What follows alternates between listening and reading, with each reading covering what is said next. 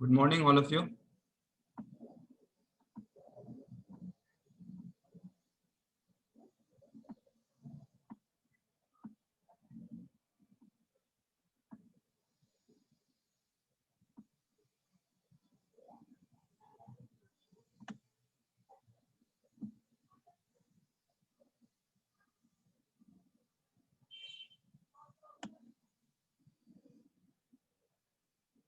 Okay, sound is fine, audible. Himadri, good morning. Kriti, okay. So last class we studied about what? We studied about inductance. Okay, so what is inductance if I ask? It is the property of a circuit due to which it opposes any change in magnetic flux, and that is due to Faraday's law. So we have just given a name to the property due to which it opposes any change in magnetic flux through it. So that property of a circuit is called inductance. We have two kinds of inductance, as I told. One is called self-inductance. Other one is called what inductance? Mutual inductance. Very good, Likita. So self-inductance, let us quickly revise one. So if you have a coil, and there is current in this coil, okay, then it will produce magnetic field around it, right? And the magnetic field lines look like this. Here at the center, you know it will look like this. As you go away from the center, it looks like this. Okay. So there is magnetic field produced by this current in this coil. Okay, since there is magnetic field passing through this area, there will be magnetic flux also.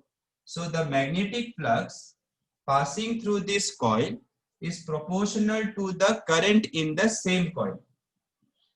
Then the constant of proportionality, that constant is called self-inductance. What inductance? Self-inductance. Already we have studied last class. Quickly revision we are doing. Now, if this current changes up or down, then this flux will also change up or down. Up matlab increase, down matlab decrease. So if the flux changes, then what Faraday told? EMF will be induced in this coil. Why in this coil? Because this is flux through this coil. Correct na? So EMF will be induced. Faraday's law says what is the EMF? Minus d phi by dt. Substitute this flux here. Since L is constant, you can take it outside. So what will you get? Di by dt. So very useful formula to calculate EMF in terms of self-inductance of the coil.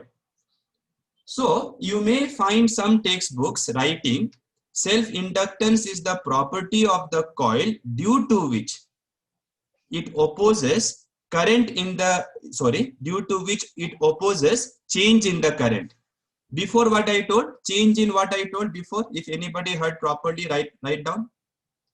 Before I told change in magnetic flux, correct na? But you can also say change in current. Why? Look here. Because if this current changes, then this flux will change. As the flux will change, the EMF will oppose that change in flux. Or you can say it will oppose change in current. But it should be in the same coil. Then we call it self-inductance. Now for a single current loop like this, if I ask what is the self-inductance formula, it is very complicated, students. You may think, why sir? It is simple. We know the formula for magnetic field. You only know the formula for magnetic field at the center. At the center, you know, I know. And also you know on the axis. Here also you know. But do you know the formula for magnetic field produced by a circular wire? Here have I calculated at this point? Quickly tell me, have I calculated? Using Biot-Savart's law, where we have calculated magnetic field. On the axis only we have calculated. So we don't know the formula for magnetic field here. Only on the axis. Yes, correct. Nisarga is correct. We have done only on the axis. We don't know what is the formula for magnetic field here. We don't know what is the formula for magnetic field here. So if you don't know the magnetic field, then you will not be able to calculate the formula for self-inductance. But for a solenoid, it was very easy.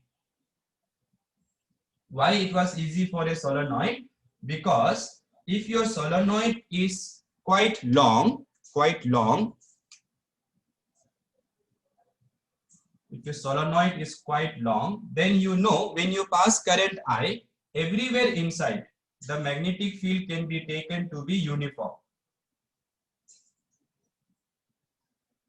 If current is going like this, magnetic field should be this way, right? So for solenoid, it was very easy because magnetic field everywhere can be taken constant, unlike for a single current loop. So for a solenoid, the magnetic field inside is how much? Mu naught Ni, correct? So once we know the magnetic field is constant everywhere, what will be the magnetic flux through this loop? Let us say this area is A. So magnetic flux through this loop will be B into A. This one B into A, this one B into A, this one B into A. So if there are n turns, I can write n into B into A. Correct now? Then you substitute B. Mu naught NAI. Correct now? Yes. So this constant is what we call self-inductance.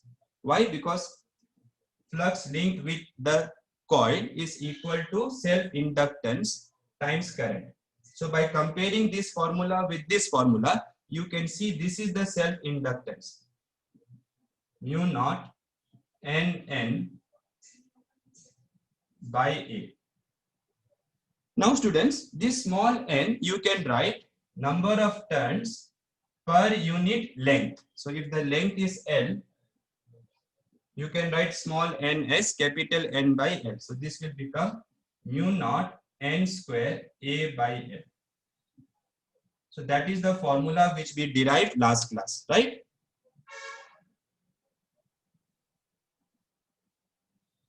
Now in NCERT, you may see the formula is slightly in a different way. Let me explain why.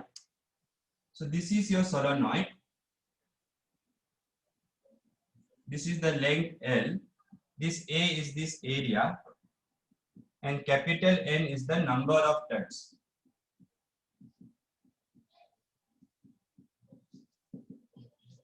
Capital N is the number of turns. So for this, what is the formula we derived? Mu naught N square A by L.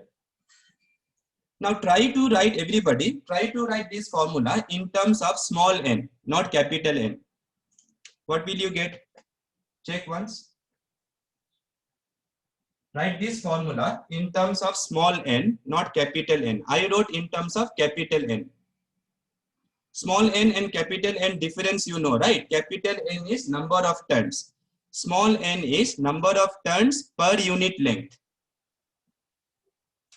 So you know that small n is capital N by length. So capital N I can write small n into L. So if I substitute this here, what will I get?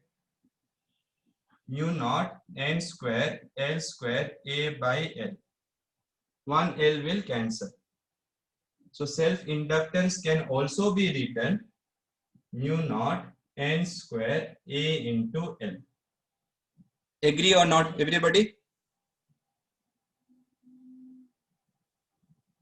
Okay. Now listen carefully. If your number of turns is constant, if this is constant, and you increase the length, then self-inductance will decrease. But in some other question, they may say this is constant. What is constant now? Number of turns per unit length. Then what will happen if you increase the length? Now the self-inductance will increase. So you have to be slightly careful to read the question and see what they have kept constant before deciding it is proportional to length or inversely proportional to length. This is something new I'm teaching today, so make a note.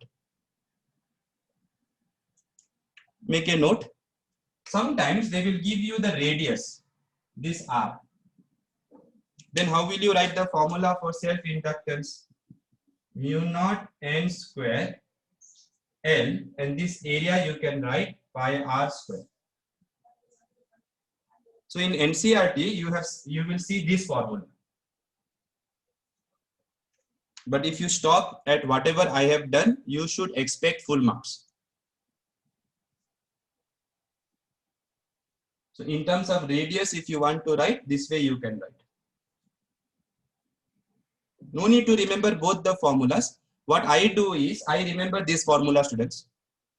I remember only this formula. So then if I know that I have to write in terms of small n, then I will do this substitution. That's it. Done?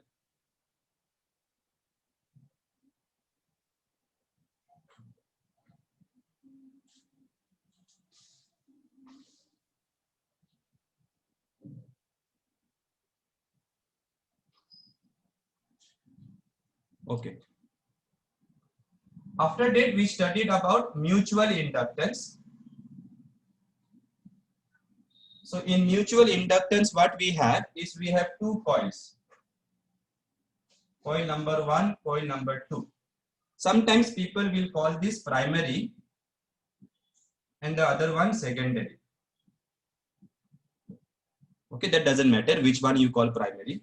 Now, once you pass current here, I1, this will create magnetic field like this.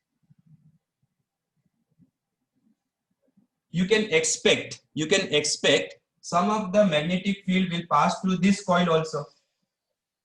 You can expect or not, if they are not very far, some of the magnetic field produced by the first current can pass through second coil also. Can you expect or not? Yes. So this is magnetic field B1. So there will be some flux linked with the second coil. That also should be proportional to current in the first coil. But the constant that we write is called mutual inductance. This constant is called mutual inductance.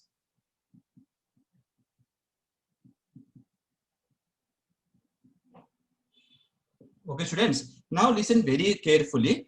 If I change this current, then flux linked with second coil will change. Then what did Faraday said? Faraday said there will be EMF induced in the second coil. Oh yes, I did like this, no? Thank you, Nisarga. But again, that is not important right now. But still, it is a good habit to draw according to the current. Yeah, correct now. So students, look carefully. Thanks, Nisarga.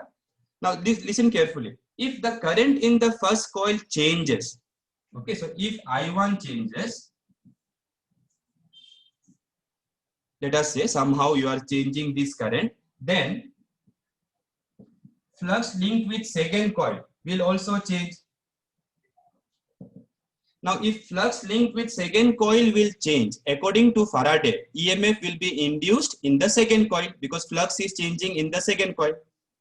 So, EMF induced in the second coil will be equal to minus d phi by dt. This is your Faraday's law. So, wherever the flux is changing, their EMF will be induced. Substitute this here. Substitute this here.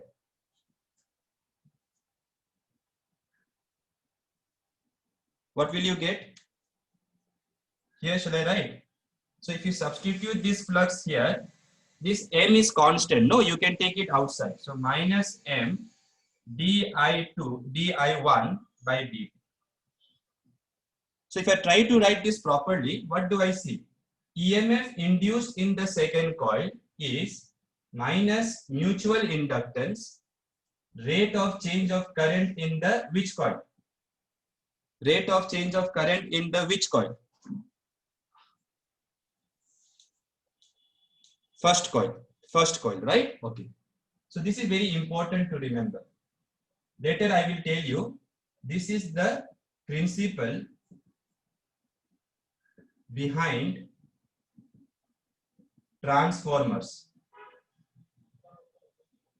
I'm sure most of you know that there is something called transformer. in your device, or even when electricity is passed from one place to another place, we use transformers. Later I will explain about transformer. Next chapter is about alternating current. So there we will talk about transformer. But the principle of transformer is this only, students, that when current in one coil changes, there will be current induced in the second coil. Why? Because once EMF is induced in the second coil, once EMF is induced in the second coil, there will be current in the second coil. EMF divided by what? Once current changes in the first coil, EMF will be induced in the second coil. EMF divided by resistance of the second coil. Correct now? So this property, like a magic it is. You change current here, you change current here, you get current here. You change current here, you get current here. That is like a magic. So that is the principle behind transformer. Let me repeat once more. You change current in one coil, you will get induced current in the other coil.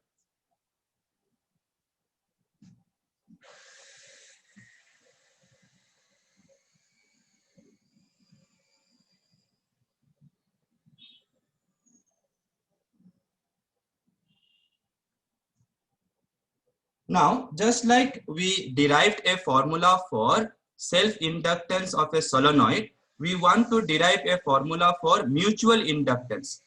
Now, for mutual inductance, there should be two coils. We will not take circular coil because magnetic field formula we know only at the center. We don't know here, we don't know here. So we will take solenoid. So we will take a pair of solenoid such that they share a common core. They share a common core. Okay, so the way to draw is, topic you write down, mutual inductance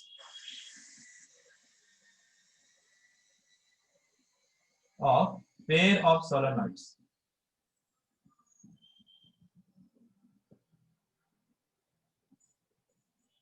Mutual inductance of pair of solenoids. So let me take one core. This is a core. It could be nothing also, or it can be your iron rod. Then what I do, I wind one wire like this.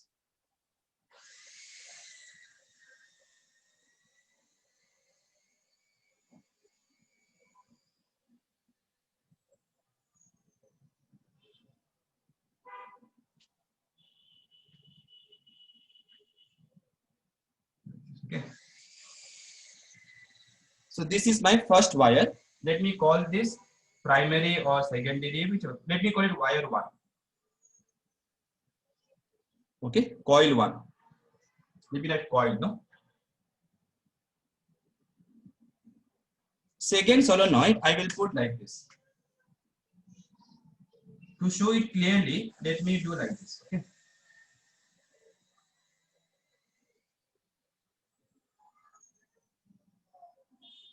Let me use different numbers of turns.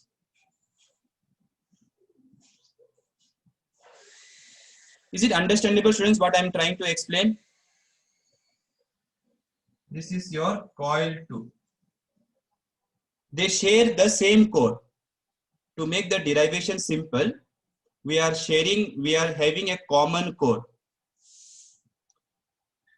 Is the diagram clear?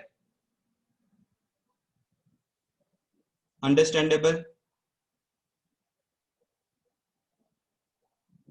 Okay, so try to make, you can use pen for this, pencil for this. Now, how to find mutual inductance? Let us go back and see the formula. Flux linked with second coil, flux linked with second coil is mutual inductance into current in the first coil.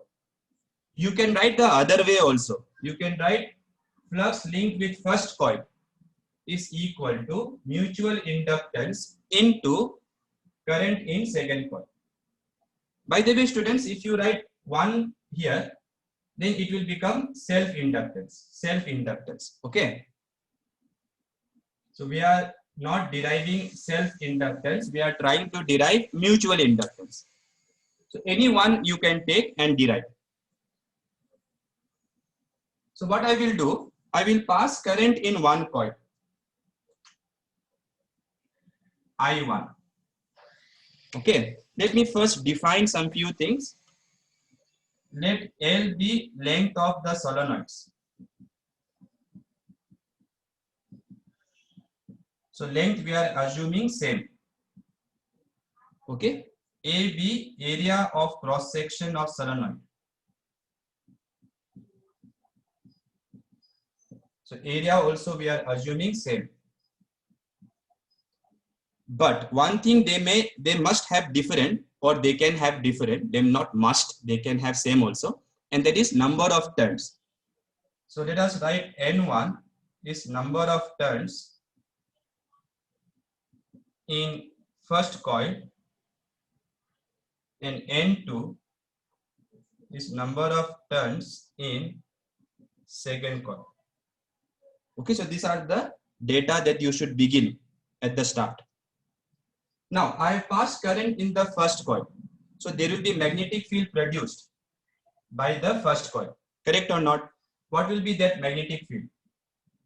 So magnetic field due to I1, which is in the first coil, that will be B1 mu naught Ni. This is the formula. This is the formula for magnetic field inside a long solenoid.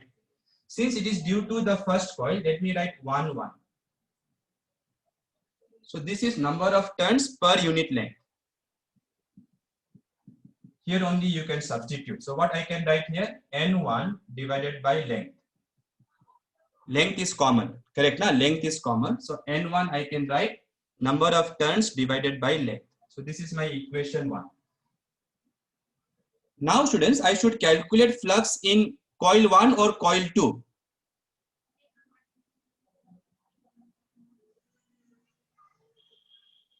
I should calculate in coil 2, remember. If you do in coil 1, you will get self-inductance. You will get self-inductance, which we have done already. So magnetic flux linked with coil 2. Magnetic flux linked with coil 2 will be, how many turns are there in the second coil? N2. Magnetic field is due to first coil, remember. So B1, area is common. So this is the magnetic flux. Please remember once more. You are calculating flux through second coil. So number of turns of second coil you have to use. But magnetic field is due to first coil, remember. That is why it is mutual, no? B1 into A. Area I have taken common for simplicity. Then you have to substitute this B1 here.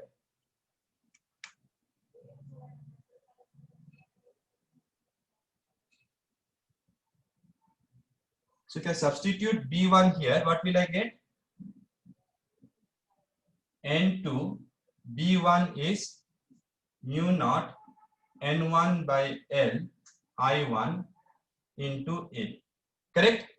Check the formula once. This is your B1, which I have substituted here. Shall I rub the diagram?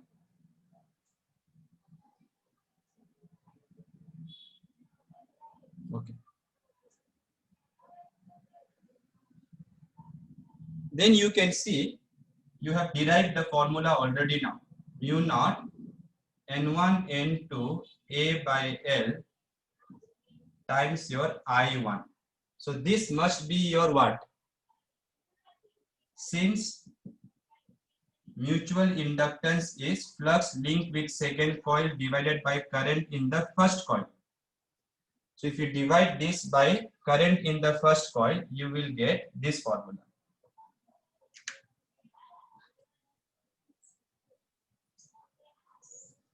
So therefore, mutual inductance of a pair of solenoids is mu naught N1 N2 A by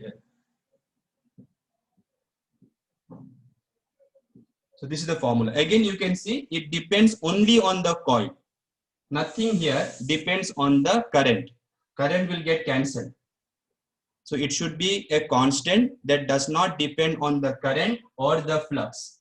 it should depend on the geometry of the solenoids. Meaning, what is the area of the solenoid, how many turns are there, what is the length, and what is the medium, permeability. So how to remember this formula? Very, very simple. For self-inductance, it was mu naught N square A by L. For self-inductance, this was the formula, correct? No. For mutual, this N square you write N1, N2. That's it. Understood? For problem solving? That is a very easy way to remember one formula from the other formula. Okay, now what assumption I have done here? One very important assumption I have done is, whatever was the magnetic field produced by the first coil is completely linked with the second coil. Yes or no, students? When I was deriving this formula, I have assumed whatever is the magnetic field produced by the first coil, that is completely linked with the second coil. Yes or no? Agree or not?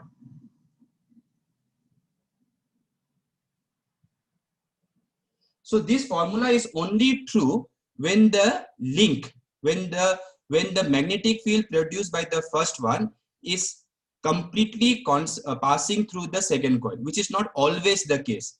For example, if I keep one solenoid here and another one here, this is the core, then it is some of the lines will go like that. So some of the lines of magnetic field produced by this one may not pass through this one.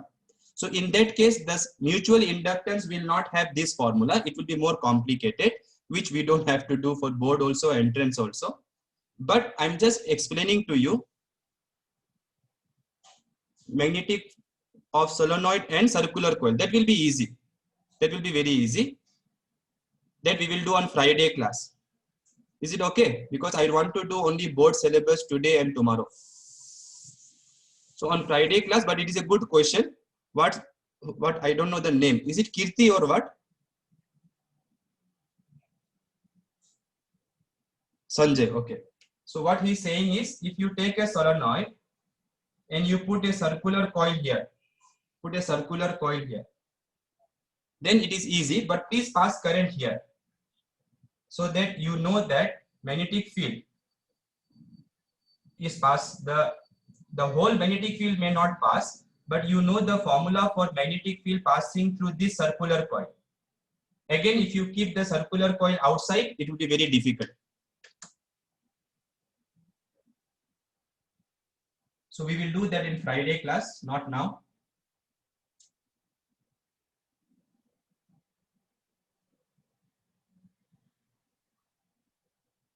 Okay, let us see what are the other things we have to do. Almost this chapter is over now, students. Mutual inductance I have derived. Okay.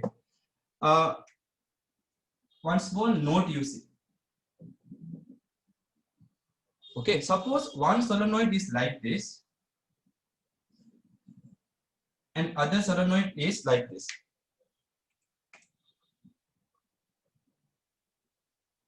Like this. Okay, now what they have same length, they have same. Can I say they have same area? Can I say they have same area in this case? No, now we cannot say same area. But if you derive the formula, I will not do it, but if you derive, then you will get this formula. Mu naught N1 N2 by L into A. And whose A you should use? You should use the smaller A. That means you have to use this area. This area should be used. Okay. Reason would you like to know? Reason is very simple. Suppose you pass current in the first coil.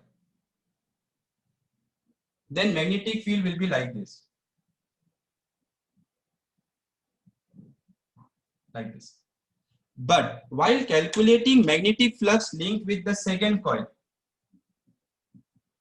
you will use number of turns of the second coil, magnetic field produced by the first coil, into which area. Since you are calculating flux linked with second coil, you will use area of the second coil, which is the smaller area. Understood? So if you pass current here, I know magnetic field is everywhere, but I want magnetic flux only through this inner coil. So I will use the area of the inner coil. Agree or not? Suppose there is magnetic field everywhere. Everywhere there is magnetic field. Okay, but suppose I want flux only through this coil. Then I will use this area. No? Agree or not? To calculate the magnetic flux, I will use BA, and which A? This A I will use. So you will use only that area. You will use only that area through which you want magnetic flux. So only the smaller area will come. Now some of you may think, why sir, what if we pass current in the smaller coil? Then also same only. Look here. If you pass current in the smaller coil, then magnetic field will be concentrated here only, because we are assuming ideal solenoid, long solenoid. So even if you want magnetic flux through this area, now you want magnetic flux through second coil. So you should actually use this area, but there is magnetic field only in this black area. So only the black area will contribute. Agree or not? What I'm saying is, you want magnetic flux through this area. You want magnetic flux through this area. Understood? But if there is magnetic field only here only, there is no magnetic field here, there is no magnetic field here, there is no magnetic field here. So magnetic flux through this coil will be equal to B into A, but which A? This A only will come, because there is no B here, there is no B here, there is no B here. So even if you consider some area, there is no B only. So if there is no B, what will be magnetic flux here? What will be magnetic flux here? If there is no magnetic field? Zero. Correct or not? Okay. So please remember, if the areas are different, please use the smaller area. Please use the smaller area.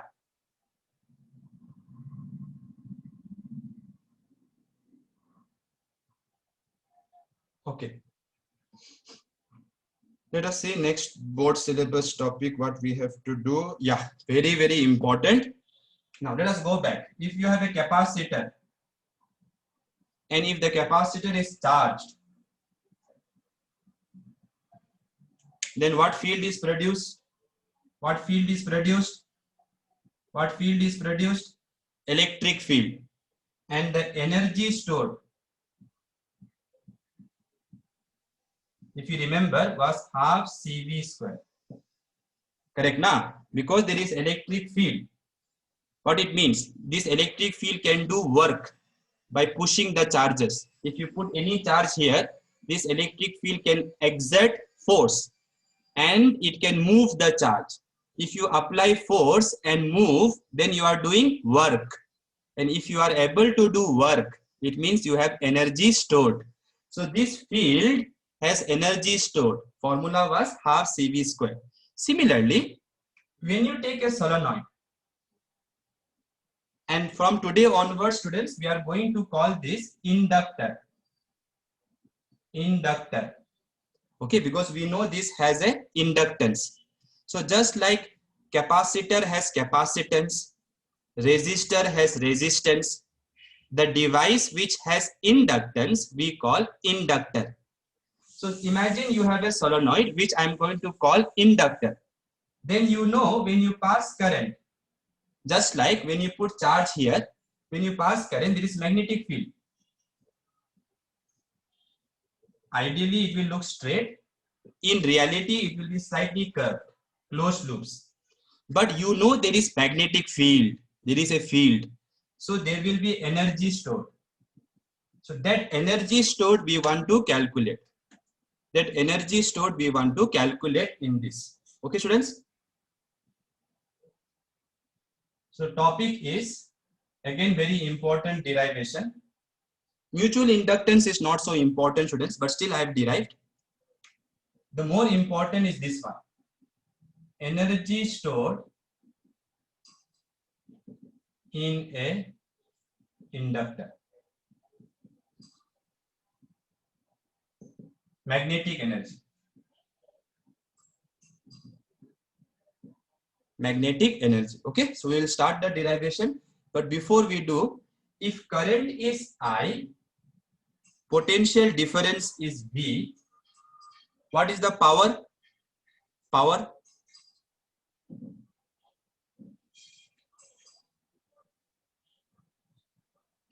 If current is I, potential difference is V, what is the power? Current into voltage. You must know this formula. Okay, and that is nothing. Power means what? Rate of work done. Rate of work done. So dW by dt equals to current into voltage. So this basic you should remember from current electricity chapter. I think you know this formula. I square R, you know, right? So what you do, one I you take here, and this I into R you can write potential difference. Okay. Now, why there is energy stored if you want to think? Because if there is energy stored, it means somebody has done work. For example, this marker right now has energy stored. Why? Because Pankaj sir did some work to bring this marker from somewhere to some height. So when you do that, you have to do work against gravity. Similarly, when you want to establish a current in an inductor from 0 to I, so let us say in this inductor, you want to establish a current from 0 to, let's say, 2 ampere. That means your current will be changing from 0 to 2 ampere. Agree or not? There is no inductor right now. There is no current in the inductor right now. Once you want to establish 2 ampere, let's say, then your current has to increase from 0 to 2 ampere. During that time, current will be changing. Therefore, there will be a EMF developed across the inductor which will oppose this change. So the external agency, the battery or whatever it is, has to do external work, has to do work against this back EMF. We call this EMF back EMF. Why? Because it opposes the change in the current. Okay, so that is the reason why there is energy stored. So the work done, write down, the work done by the external source, which is usually a battery, in establishing a current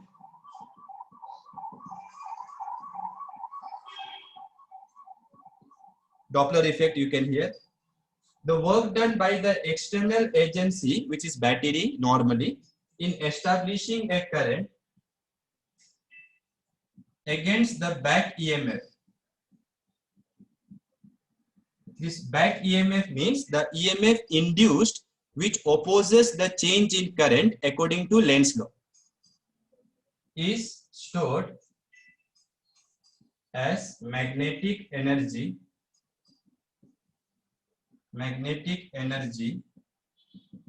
in the inductor. So this is the reason why there is energy stored. First we will write some statement, then we will start the derivation.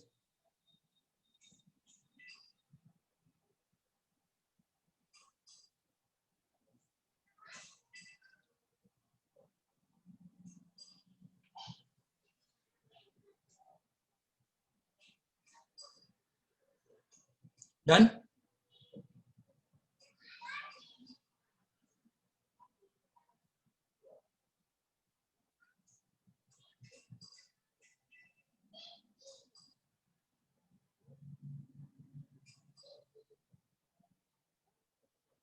Okay. So let us now derive the formula for this magnetic energy.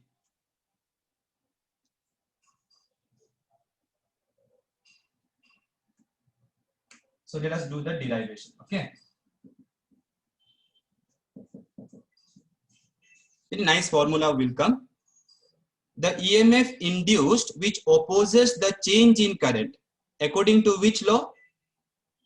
According to which law? Why should the back EMF, why should the EMF induced oppose the change in current? Because there is a law called Lenz's law, which is due to conservation of energy, which is due to, again, conservation of energy. Already we have explained. So that EMF is called back EMF. Just to differentiate between the external EMF and the EMF which is trying to oppose. It's like gravity is trying to pull you down. So you must apply that much force in opposite direction. Correct or not? If you want to lift this marker, you have to apply force against gravity. Correct? No? So to distinguish between the external EMF which the battery will apply and the EMF which tries to oppose the change in current. To distinguish this, I am calling the EMF which opposes the change in current as back EMF. Okay? So let at some instant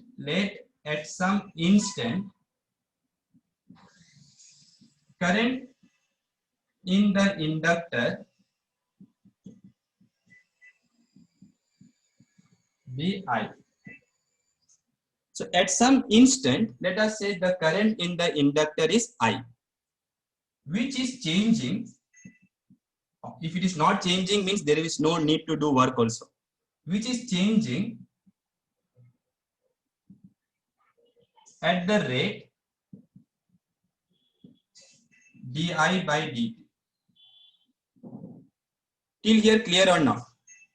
So at some instant, I'm saying, let us say the current in the inductor is I, and the current is changing at what rate? Di by dt. Then back EMF which opposes this change in current, according to Faraday's law, is how much? Minus L di by dt. Right? We have already discussed this formula in revision also today. Minus L di by dt in the same coil. So this will be the back EMF right now. So the external source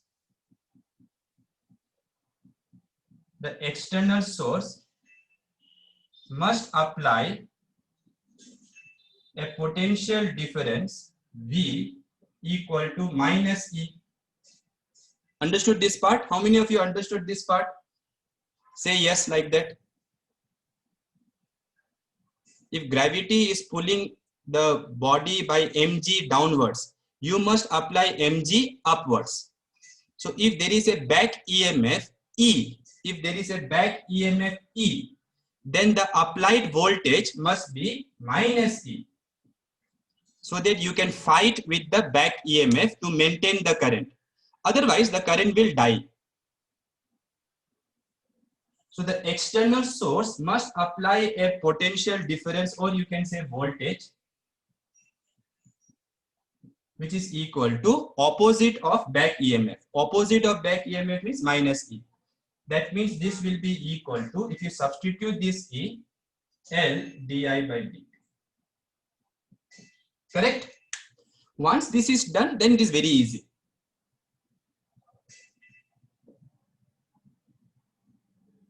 So then you know the power of the source, the power of the external source can be written current into applied voltage. Current at that time is I. Voltage at that time, we have to apply L di by dt. And instantaneous power, how do we write? Rate of work done, dw by dt. Power is dw by dt.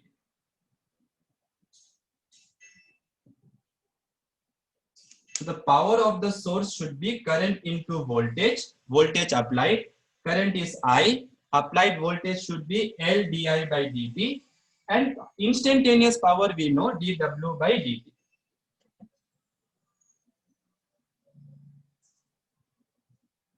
What will happen to dt? We can cancel it. Actually, we should cross multiply and integrate, but no problem. We can cancel dt. So once dt is cancelled, what will be dw? Li di. Like this I can write Li di. Now look this formula. What is this formula saying? This is the dw is the small work done to change the current from I to I plus di. Matlab to change the current by di. So this is the work done by the external agency to change the current by how much amount? DI. DI means, you understood students, small change in current. Understood? No. So we want to calculate work done by the source to increase the current from 0 to 2 ampere or 0 to 5 ampere, let's say. So what we should do? Integrate. So therefore, total work done to increase the current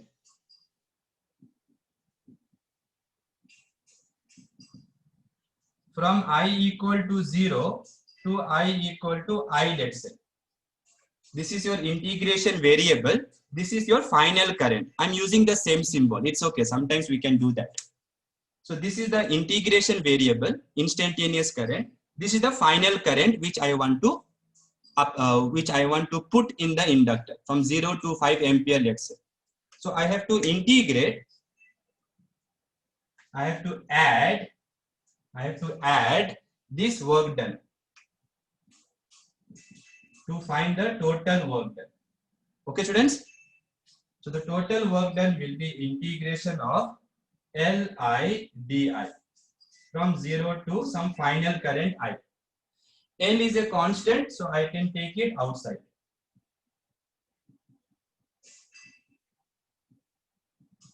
What is integration of x dx? What is integration of x dx? X square by 2. Now, though you are doing so much complicated functions also. This one is very easy now. In first PU, remember you used to find this so difficult to remember. So the total work done to establish this much current from 0 will be L I square by 2. Lower limit is 0, so no need to write. This work is stored as magnetic potential energy, which we write capital U.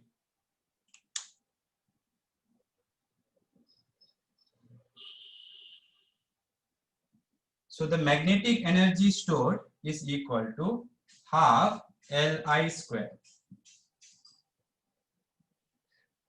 Okay, now I will tell you one very simple way to remember. Simple way to remember. In mechanics, I told you there is something which opposes change in velocity. What is that? In Newton's laws, there is something which opposes change in velocity, that is mass. Inertia, but mass is a measure of inertia. And you all know kinetic energy is half mv square. So this mass opposes change in velocity. We know this inductance. This inductance is the property to oppose change in current. So here mass change opposes change in velocity. Here inductance opposes change in current. So the role of inductance is similar to mass and the role of current is similar to velocity in mechanics. Okay, in mechanics.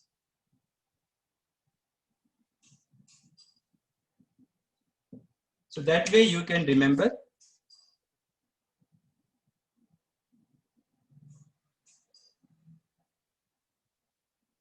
Now students, I'm going to ask you something which I taught long back. So I don't expect all of you to answer, but if anyone remembers, please tell me. Otherwise also no problem. So when I told you, if I take a capacitor and I put some charge, then there is electric field in the space between the plates, right? And the energy stored was half CV square. Then I did one more very important derivation, and that is energy stored per unit volume. Matlab, wherever the energy is stored divided by volume. So you know that this is energy is stored in the electric field, correct or not? In the electric field. Electric field is in between the plates. So energy stored per unit volume, that was called energy density. Energy density. Okay, usually when you divide something by density, sorry, something by volume, we call it density. So this is energy density. Anyone remembers the formula? Let me give you half of the formula. It was half epsilon naught. What was here? Oh, super Sumeda. It was half epsilon naught E square. Half epsilon naught E square. So similarly, we will derive one formula for magnetic energy stored in an inductor per unit volume. Per unit volume. Okay. And already you can guess how the formula should be. So in magnetism, this is in electrostatics. In magnetism, if you try to derive the same formula, you will get half will be half. And you know, wherever there is epsilon naught, you will get 1 by mu naught. 1 by mu naught. And wherever is E, what I should write? B. So this formula we should expect. Okay. So let us derive this formula.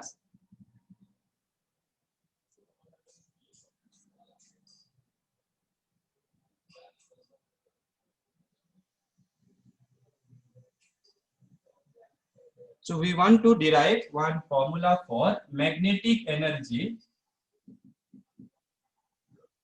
density in a inductor.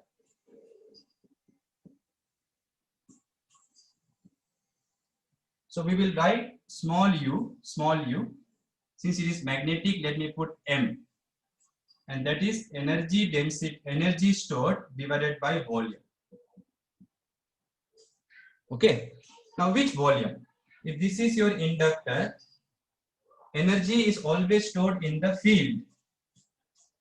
This is your field. This is your magnetic field. So the volume in which the magnetic field is present, if this is your solenoid, magnetic field is concentrated inside. Of course, I'm assuming the solenoid is long. So the volume in which the energy is present, that volume, it is a cylindrical volume. For cylindrical volume, what do we write? Pi r square into h. From school days, right? Pi r square means cross section area, this area, and h means this length. Everybody agree? Everybody agree that this should be the volume of the region where there is magnetic field. It is a cylindrical volume. Okay. So magnetic energy will be what? What is the formula for energy density? Half Li square divided by volume. Volume is area into length. So now from here, we have to try to show this formula, which I wrote here. So how do we do that? Let us start.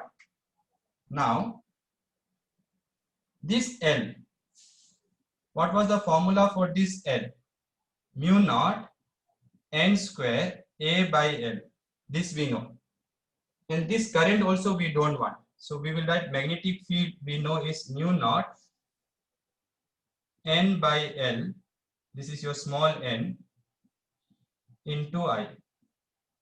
Okay, so for current, therefore current can be written from here BL by mu naught N. So for current, I'll substitute this.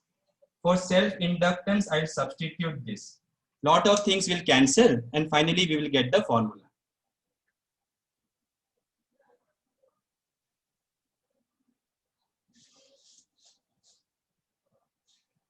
Write down till here. Or you also try, substitute this L here and this current here. Many things will cancel, we will see. So what will be the energy density? Half L mu naught N square A by L. There is AL also, don't forget, AL into this current square. This current square means B square L square by mu naught square N square. Check one, students, correct or not correct? This L I substitute here this current I substitute here. Okay, so let us see what gets cancelled. Area gets cancelled, n square gets cancelled, L into L will cancel with L square, and one mu naught also will cancel. So after you cancel all the things, your magnetic energy density will be half V square by mu naught. Very important for later chapters. There is a chapter called EM waves. EM waves, later we will study. In that chapter, this formula will be needed along with the formula for electric energy stored in capacitor.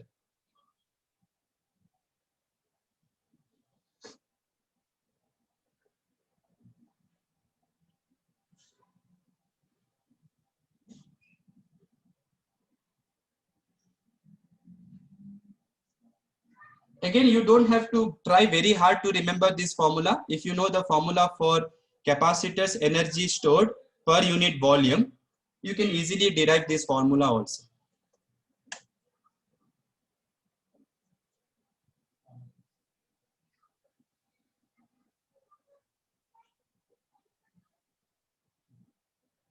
So it is proportional to B square, remember. So magnetic energy stored is proportional to B square.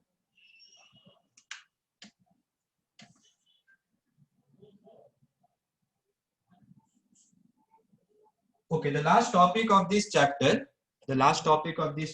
is AC generator.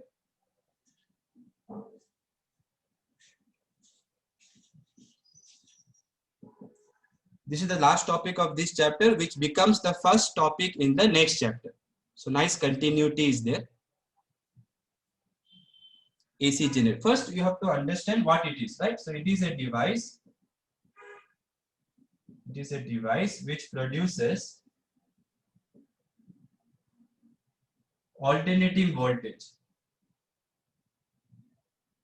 Alternating voltage. Okay, so if you connect this kind of voltage to a bulb, you will get alternating current. So usually when you have battery students, if it is 10 volt battery, then it is constant. So if this is voltage, this is time. The graph of the voltage for a battery will be like this. 10 volt constant. So we are not interested in this DC voltage. This kind of voltage is called DC voltage. We want alternating voltage. So the graph of alternating voltage should look like this. So this kind of voltage we want. So let us see how we are going to create this kind of voltage. Again, first you should know what is this generator. Second, you should know the principle. Because sometimes only the principle will come, other things will not come for 1 mark. So the principle is, it is based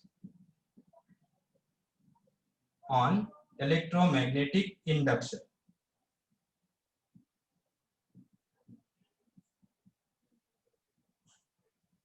It is based on electromagnetic induction.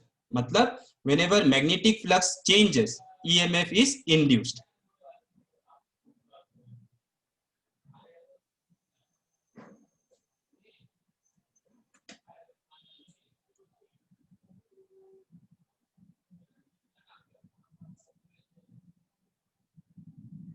Whenever magnetic flux changes, EMF is induced. Done?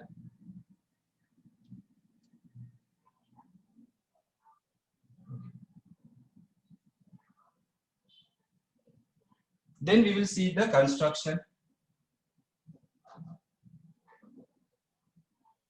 So first what we will do, we will take a armature, basically a rectangular coil like this. And it will have large number of turns, okay, n turns. 1, 2, like.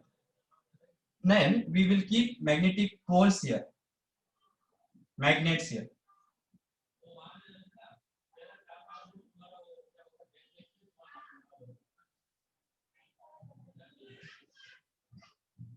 So one face will be north, another face will be south. So there will be magnetic field lines. There will be magnetic field lines like this. Okay. Right now, if you see my diagram, my area vector is up because my coil is like this. So my coil is like this. Okay. Magnetic field lines are like this. So my area vector is like this. So can you tell me what is the magnetic flux right now? This is my plane. This is my coil. Magnetic field lines are like this. It is 0 because magnetic field lines are here. Area vector is here. So magnetic flux is BA cos theta. So area vector is perpendicular to magnetic field. So theta is 90 degree. So cos 90 degree will be 0. So right now there is no magnetic flux. But what we are going to do around this axis, we are going to rotate this with some angular speed omega. So omega is your angular frequency or speed, also you can say angular frequency of rotation about this axis. Okay, which means it is basically angle by time. How much angle is covered per second? That is your angular speed or angular frequency. Since it is uniform, both are same only. So angular frequency of rotation. So once I rotate these students, the area will not change obviously. This area, length into breadth, this area will be same if I keep like this or like this. But what will change? Area vector will change or not? Direction will change or not? When I keep it like this, area vector will be here. When I keep it like this, area vector will be here. When I keep it like this, area vector will be here. When I keep it like this, area vector will be here. So area vector, the direction will keep changing. So if the area vector direction keeps changing, what does it mean? The angle between magnetic field, which is constant, the angle between magnetic field and area vector, that will keep changing in this problem. Agree or not? Agree or not? Okay, fine. So let us write the magnetic flux phi B will be equal to, usually they will have n number of turns. N number of turns here, 1, 2 like that. So n into BA cos theta. Now theta is angle between area vector and magnetic field vector. So please remember, in AC generator, how we are changing the magnetic flux? By changing this angle. So this angle changes with time, not this magnetic field, not this area. So I can write this theta as omega t from here. Okay, cross multiply and substitute. So you can see this function, because of this, changes with time. So once the flux will change because of the rotation, as the flux will change, Faraday told EMF will be induced between these terminals. So let us calculate the EMF.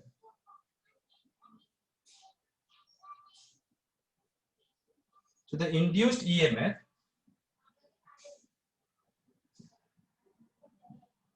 E equals to minus d flux by dt.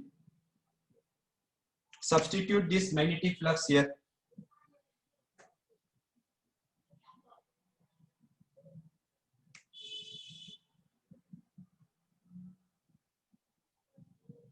NBA cos omega t. Constants you can take outside. Constants you can take outside. What are the constants? NBA, differentiation of cos omega t. Differentiation of cos omega t is minus omega sin omega t. Everybody knows this, right? Differentiation of cos AX. differentiation of cos AX is minus A sin AX. Okay, so this formula you should be knowing. Remember, this is multiplied. Everywhere multiplication is there. So you can see minus minus will be plus. So NBA omega sin omega t. So since there is sine function, it means this EMF is not constant.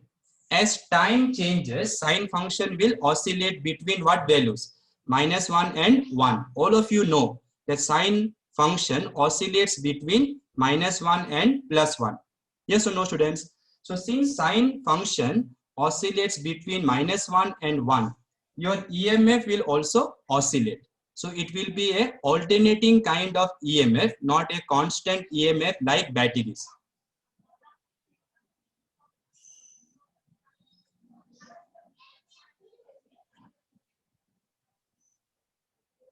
Now, if I ask you, what is the maximum value of this EMF?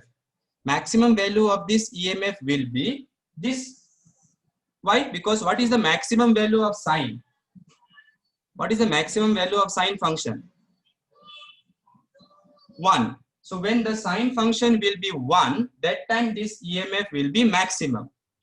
So maximum EMF, which is also called amplitude of EMF. Amplitude of EMF will be, let us write E naught. That will be NBA omega. So this will be your maximum EMF NBA omega when sine is 1. And therefore, this EMF I can write, this quantity I can write E naught, which is maximum EMF sine omega t. And you can see this is a alternating voltage. So like these students, you are going to create alternating voltage.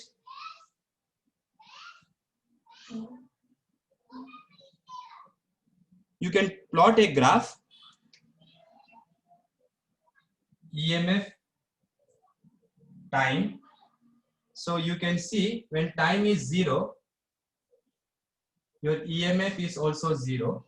Sine 0 is 0. When this will be 90 degree, sine 90 degree will be 1. So EMF will be maximum, E naught. Then again 0. Then minus E naught. Again 0. Again E naught. 0. Minus E naught. 0. Right?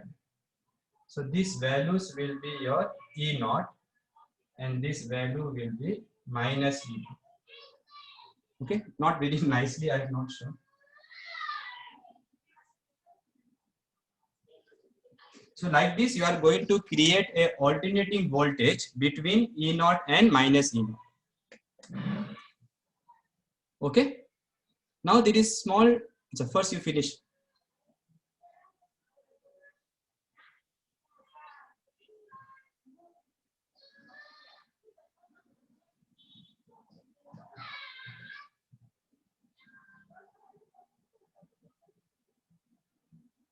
Done, students?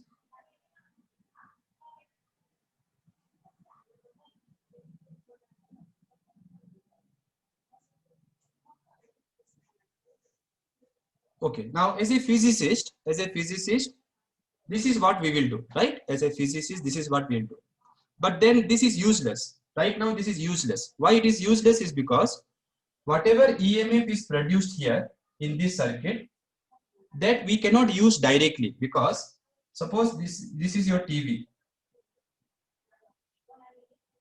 And your TV wants some voltage. And I come to you saying, hello, I have found this nice generator. It will give you alternating voltage. Your TV also needs alternating voltage. So please supply and give me some money. Then you will not buy this generator. Why? Because you will connect this TV here. But then this has to rotate. So as this rotates, your TV also will go like that. No. So you will have to watch like this. Arey, wait ma, like that. Understanding or not? So here there is a technical issue is there. So this is where engineers will come. Understood or not? Physicists will do up to here. That's it. Our job is done. Now engineers have to come and somehow make this discovery into practical. How to practically use this voltage. Understood? So I love this. Okay, this idea is so nice that some engineer must have come and said, hey, it is simple, man. Okay. So what they did is they used some slip rings. So there'll be some rings in which this handle will rotate like this.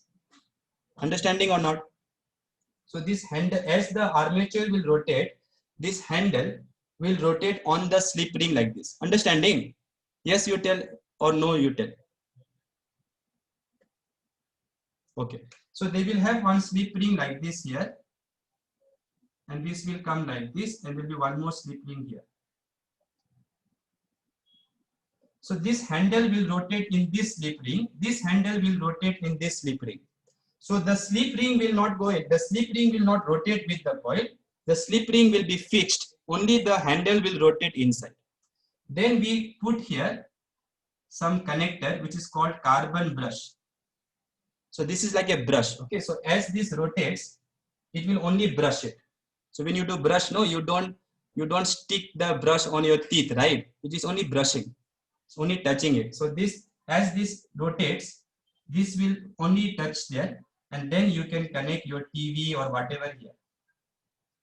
Then you can put your TV with some resistor here, then you will get current. Okay, students? So this will be your output. Okay, fine. So this technical part is done. A DC motor is not there in our syllabus. Sorry. A DC generator is not there, but you guys must have studied in your school days. So you try to revise if you want to, but we don't need to do. Okay, so the chapter is over. We will do some numericals now, 1 or 2 for today. So by tomorrow, everything should be over. Then I'll immediately start the next chapter. MCQs will be done on Friday. By the way, one small thing let me mention, okay, very important for your entrance exams as well as board exam. For 1 mark they may ask. If you look at the formula for magnetic flux in AC generator, if you look at the formula for magnetic flux, it is NBA cos omega t. Cos theta, remember, and when you write theta in terms of time, it is omega t. Then EMF was NBA omega sine omega t. So you can see this has a function cos, this has a function sine, which means when this is maximum, this will be what? Anybody? When this is maximum, this will be what? No, minimum is not correct. Minimum is not correct. It will be 0. Very good. It will not be minimum. If it was minimum, no, it will be minus like this. It will be minus cos omega. Chiranjeevi, if it was like this, no, then you can say when this is maximum, this is minimum. But it is not minus cos omega t. It is sine omega t. So cos and sine, the graph looks like this. Cos starts from 1. Sine starts from 0. So when 1 is maximum, other one is 0. When 1 is maximum, other one is 0. When 1 is negative maximum, other one is 0, like that. So that is something very important to remember. Okay. So whenever such things happen, that when one, for example, if the oscillation is like this, then we say when 1 is maximum, other is also maximum. When 1 is minimum, other one is also minimum. So in this case, students, we say the phase difference is 0 in this case. If it is like this, when 1 is maximum, other one is negative maximum, matlab minimum, then we say the phase difference is 180 degree. If it is like this. So if it is like this, phase difference is 0 degree. If it is like this, phase difference is 180 degree. But if it is like this, Matlab when one is 0, other one is maximum. Then what is the phase difference? 90 degree. 90 degree. Okay. So this is something very important to remember for CET or any entrance exam. The phase difference between magnetic flux and EMF is 90 degree or pi by 2 radian. So please remember, when the flux is maximum, induced EMF is 0.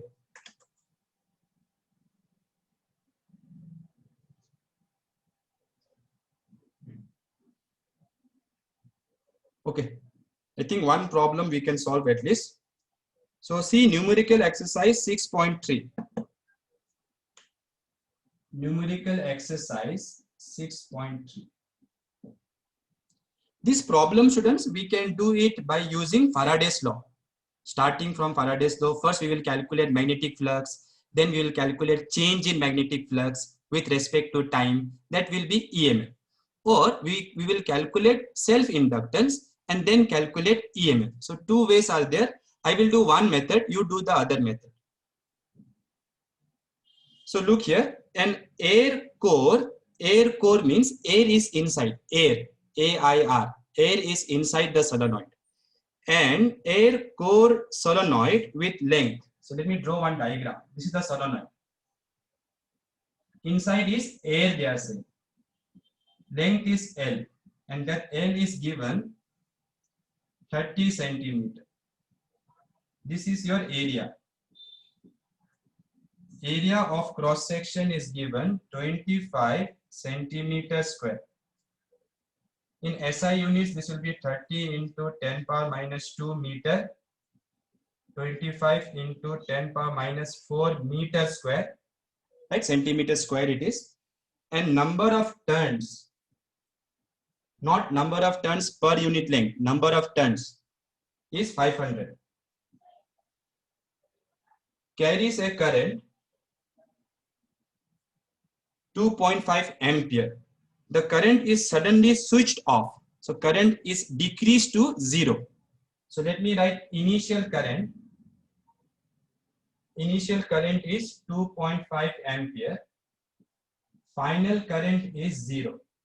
This is initial current. This is final current. How I know it is 0? They only told, no, the current is suddenly switched off in a very brief time, 10 to the power minus 3 seconds. So time taken, time interval is given 10 to the power minus 3 seconds. How much is the average back EMF? Matlab whatever is the EMF induced according to Faraday's law, which will oppose the change in current. So what is the back EMF induced across the ends of the open switch in the circuit? Ignore the variations in magnetic field near the ends of the solenoid. Yes, we never assume that. So near the ends of the solenoid, we don't consider the variation of magnetic field. So what you can do is first find magnetic field, then find magnetic flux, then find change in magnetic flux, and you can solve. What I will do is I will first calculate self-inductance. Self-inductance, because in some questions, students in board exam, they may ask you to calculate this first. So first I will calculate self-inductance. What is the formula? Mu naught n square A by L. Okay, so that will be equals to 4 pi into 10 power minus 7. This is the value of mu naught.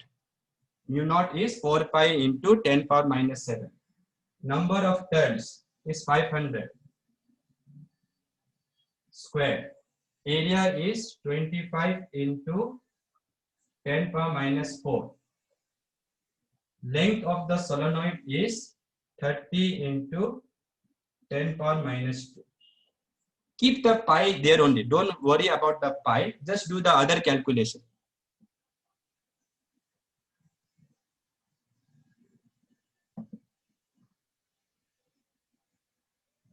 Some of you please try so that we can finish the problem.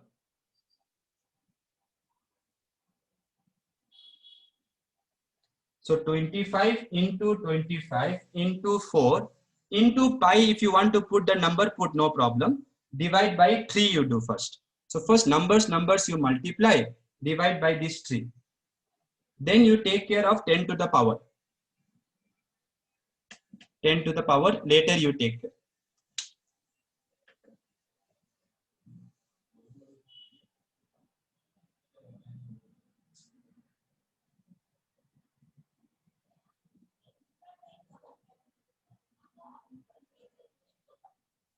(16.66 pi into 10 power minus 7).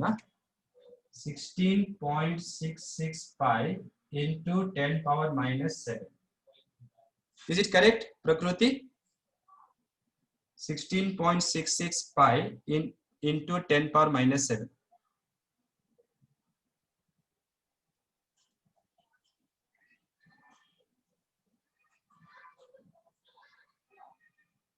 Okay. What will be the unit? Unit you did not say, it will be Henry. It will be Henry, right? So once we have found this, then they will asking you to find back EMF, right? So back EMF, E, you know the formula, minus L di by dt. Understood? Now di you should treat as change in current.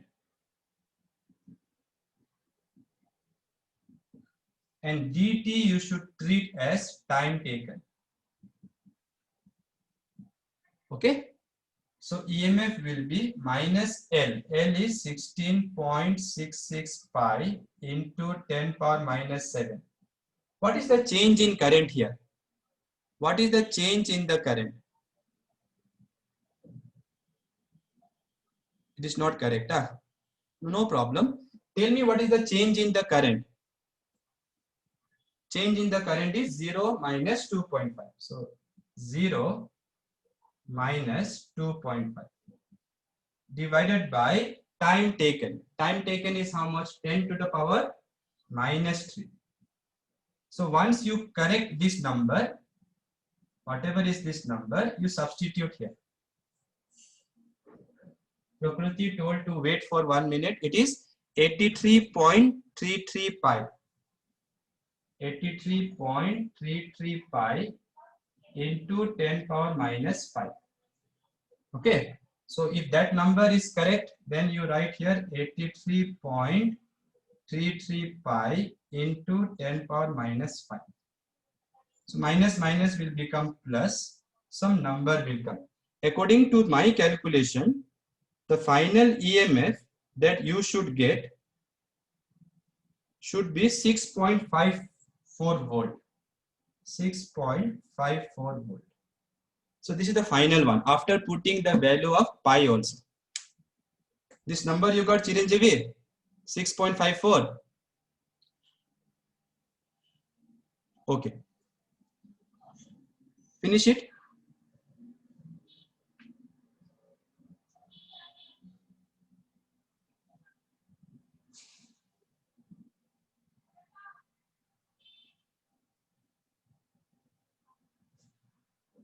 Second question is very small. It will take hardly 1 minute.